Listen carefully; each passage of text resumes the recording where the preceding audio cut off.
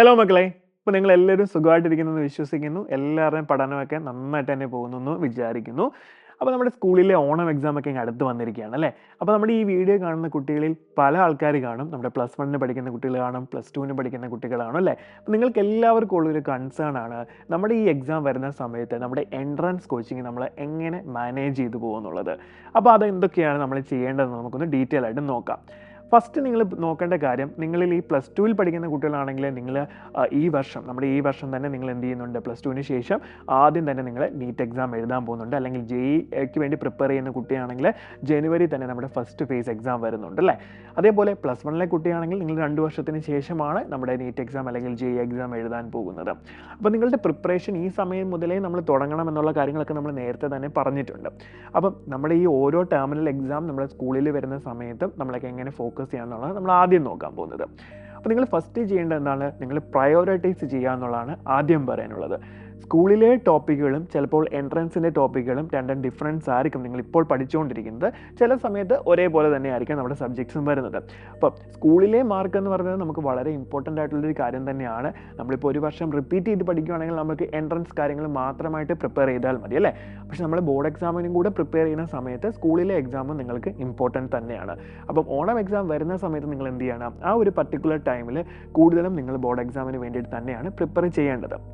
അത് മാത്രമല്ല, ചിലപ്പോൾ നിങ്ങളുടെ ആ ഓണം എക്സാമിന് വേണ്ടിയിട്ടുള്ള ടോപ്പിക്കുകൾ ഓൾറെഡി നമ്മൾ എന്ത് ചെയ്തിട്ടുണ്ട്, നമ്മളുടെ എൻട്രൻസ് ടോപ്പിക്ക് കവർ ചെയ്തിട്ടുണ്ടെങ്കിൽ നിങ്ങൾക്ക് അതിൽ യൂസ് ചെയ്തിട്ടുള്ള മെറ്റീരിയൽസും അതേപോലെ അതിൽ യൂസ് ചെയ്തിട്ടുള്ള നമ്മുടെ തിയറീസും ഷോർട്ട് കട്ടുകളും ഒക്കെ തന്നെ നിങ്ങൾക്ക് എന്ത് ചെയ്യാം, നിങ്ങളുടെ പ്രിപ്പറേഷന് ഉപയോഗിക്കാവുന്നതാണ്. ഇനി നമ്മുടെ പഠനം എങ്ങനെ മാനേജ് ചെയ്യാം അല്ലേ? ടൈം മാനേജ്മെൻ്റ് ആണ് വളരെ ഇമ്പോർട്ടൻറ്റ്. ഇപ്പോൾ നിങ്ങൾ പല ആൾക്കാരും ചോദിക്കുന്നുണ്ട്, സാർ ഒരു ടൈം ടേബിൾ ഒന്ന് സെറ്റ് ചെയ്ത് തരുമോ, നമ്മുടെ ഇത് എല്ലാം ഒന്നിച്ച് മാനേജ് ചെയ്ത് പോകാനായിട്ടൊരു ടൈം ടേബിൾ തരുമോ എന്നൊക്കെ പലരും ചോദിക്കുന്നുണ്ട്.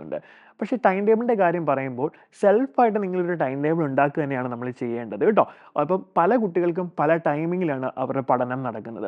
ഇപ്പം എന്നെ സംബന്ധിച്ച് നോക്കുകയാണെങ്കിൽ നമുക്ക് രാത്രി സമയത്ത് പഠിക്കുന്നതാണ് കുറച്ചുകൂടെ നല്ലത് അല്ലേ? ചില കുട്ടികളെ നോക്കുകയാണെങ്കിൽ എന്താണ്, അവർക്ക് രാവിലെ ടൈമിൽ എണീറ്റിരുന്ന് പഠിക്കുന്നതാണ് നല്ലതായിട്ട് തോന്നിയിട്ടുള്ളത്. അപ്പോൾ നിങ്ങൾക്ക് എന്താണോ ബെറ്ററായിട്ട് തോന്നുന്നത് അതനുസരിച്ച് വേണം നിങ്ങൾ ടൈം ടേബിൾ ഉണ്ടാക്കാനായിട്ട്. ഇപ്പോൾ രാവിലെ എണീക്കുന്ന ഒരു കുട്ടിയാണെന്നുണ്ടെങ്കിൽ മിനിമം നമ്മളൊരു 5 മണിക്ക് തന്നെ എണീക്കാനായിട്ട് ശ്രമിക്കണം. കാരണം ആ ഒരു സമയം എന്ന് പറയുന്നത് വളരെ സൈലൻ്റ് ആയിട്ടുള്ളൊരു ടൈം ആയിരിക്കും. ആ സമയത്ത് നമ്മളെ ഡിസ്റ്റർബ് ചെയ്യാനായിട്ട് മറ്റാൾക്കാരൊന്നും ഉണ്ടാവില്ല.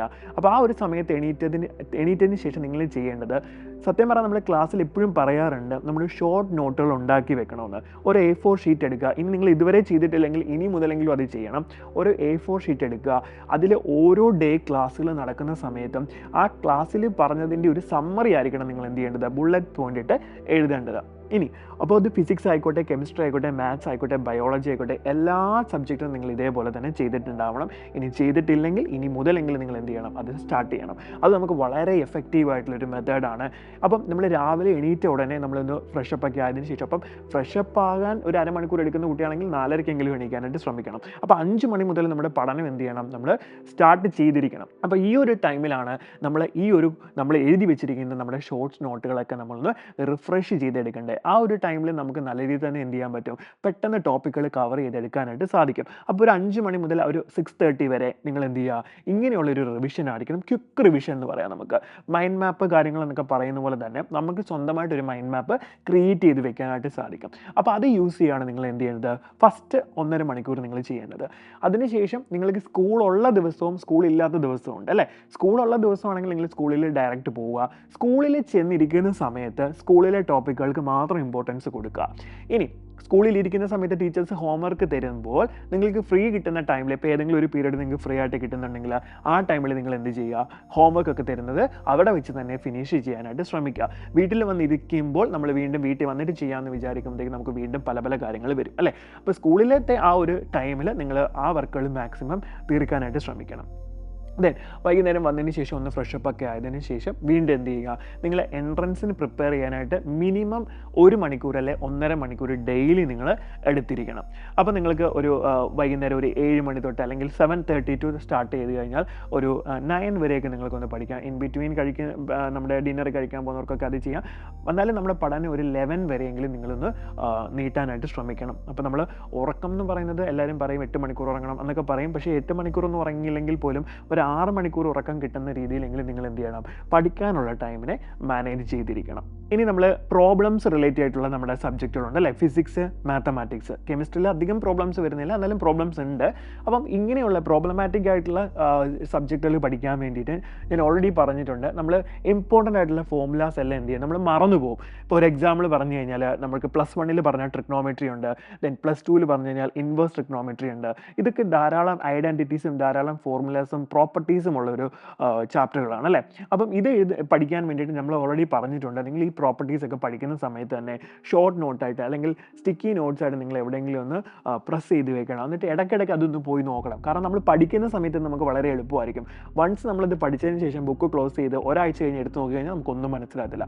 അതിന് കണ്ടിന്യൂസ് ആയിട്ട് ഇതുമായിട്ടൊരു റിലേഷൻ ഉണ്ടാക്കുക എന്നുള്ളതാണ് എന്ത് ചെയ്യുന്നത് നമ്മൾ ചെയ്യുന്നത് അല്ലേ. നമ്മൾ ടി വിയിൽ കാണുന്നൊരു അഡ്വർടൈസ്മെൻറ്റ് നമ്മളിത് ഒരു തവണയെ കാണത്തുള്ളൂ, പക്ഷേ എന്ത് ചെയ്യത്തില്ല, പെട്ടെന്ന് മറന്നു പോകത്തില്ല, വീണ്ടും നമ്മൾ ആ ഡയലോഗ്സ് പോലും ഓർത്തിരിക്കും. അതെന്തുകൊണ്ടാണ്? നമ്മളിത് റിപ്പീറ്റഡ്ലി ടി വിയിൽ വീണ്ടും വീണ്ടും കാണുന്നതുകൊണ്ടാണ് നമ്മുടെ മനസ്സിലേക്ക് അത് പതിയുന്നത്.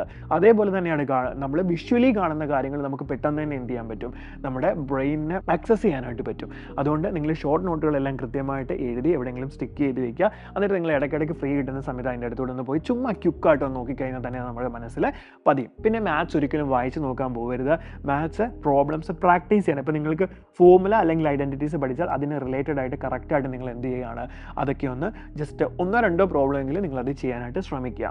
ദെൻ തിയറി ആണെങ്കിൽ NCERT ബുക്ക് നിങ്ങൾ വായിക്കാനായിട്ട് സമയം മിനിമം. ഇപ്പോൾ പ്രോബ്ലം ചെയ്യുന്ന ഇപ്പം മാത്സ് ജെയ്ക്ക് വേണ്ടിയിട്ട് പ്രിപ്പയർ ചെയ്യുന്നവരുടെ കാര്യമാണ് ഞാനിപ്പോൾ മാത്സ് പറഞ്ഞത്. ഇപ്പോൾ നീറ്റിന് പ്രിപ്പയർ ചെയ്യുന്ന ഒരാളാണെങ്കിൽ NCERT ടെക്സ്റ്റ് ബുക്ക് നന്നായിട്ട് തന്നെ വായിക്കേണ്ടതായിട്ടുണ്ട് അല്ലേ. അപ്പം മിനിമം നിങ്ങൾ എന്ത് ചെയ്യണം, ഒരു 1 അവർ അല്ലെങ്കിൽ 1.5 അവർ നിങ്ങൾ എന്ത് ചെയ്യണം, NCERT ടെക്സ്റ്റ് ബുക്ക് വായിക്കാൻ തന്നെ എന്ത് ചെയ്യണം, സമയം കൊടുക്കണം. അപ്പോൾ ഇത്രയും കാര്യങ്ങളാണ് നിങ്ങൾ എന്ത് ചെയ്യേണ്ടത് നമ്മുടെ സബ്ജക്റ്റ് റിലേറ്റഡ് ആയിട്ട് നോക്കുവാണെങ്കിൽ എനിക്ക് പറയാനുള്ളത്. ഇനി നിങ്ങൾ പഠിക്കുന്ന സമയത്ത് ഈ ഒരു കാര്യം ഒന്ന് ട്രൈ ചെയ്ത് നോക്കണം. നിങ്ങൾക്ക് ഫോളോ ചെയ്യാൻ പറ്റുന്നുണ്ടെങ്കിൽ വളരെ നല്ലൊരു കാര്യമാണ്. ഇപ്പം നമ്മളൊരു ക്ലാസ് സ്റ്റാർട്ട് ചെയ്യുകയാണ്, നമ്മുടെ എൻട്രൻസിൻ്റെ ഒരു ടോപ്പിക്ക് നമ്മൾ ഫസ്റ്റ് ഡേ 1 ഒരു ചാപ്റ്ററിൻ്റെ പാർട്ട് 1 നമ്മൾ പഠിച്ചു. പാർട്ട് 1 പഠിച്ചതിന് ശേഷം നമ്മൾ നെക്സ്റ്റ് ക്ലാസ് പാർട്ട് 2 ആണ്, നിങ്ങൾക്ക് എല്ലാവർക്കും അറിയാം. അപ്പോൾ എന്ത് ചെയ്യുക, പാർട്ട് 1 ആ ഒരു ക്ലാസ്സിൽ സാറ് ഡീറ്റെയിൽ ഇപ്പോൾ ഒരു 2 മണിക്കൂറിൻ്റെ ക്ലാസ് ആയിരിക്കും. ആ 2 മണിക്കൂറിൽ ഒരുപാട് കാര്യങ്ങൾ ഡിസ്കസ് ചെയ്തിട്ടുണ്ടായിരിക്കും. പക്ഷേ ക്ലാസ്സിൽ സാറ് പറയും ഇത് വളരെ ഇമ്പോർട്ടൻ്റ് ആണ്, ഇത് എക്സാമിന് ചോദിച്ചിട്ടുണ്ട് എന്ന് പറയുന്ന കാര്യങ്ങൾ നിങ്ങൾ നോട്ട് ചെയ്ത് വെക്കണമെന്ന് ഞാൻ പറഞ്ഞു ഓൾറെഡി.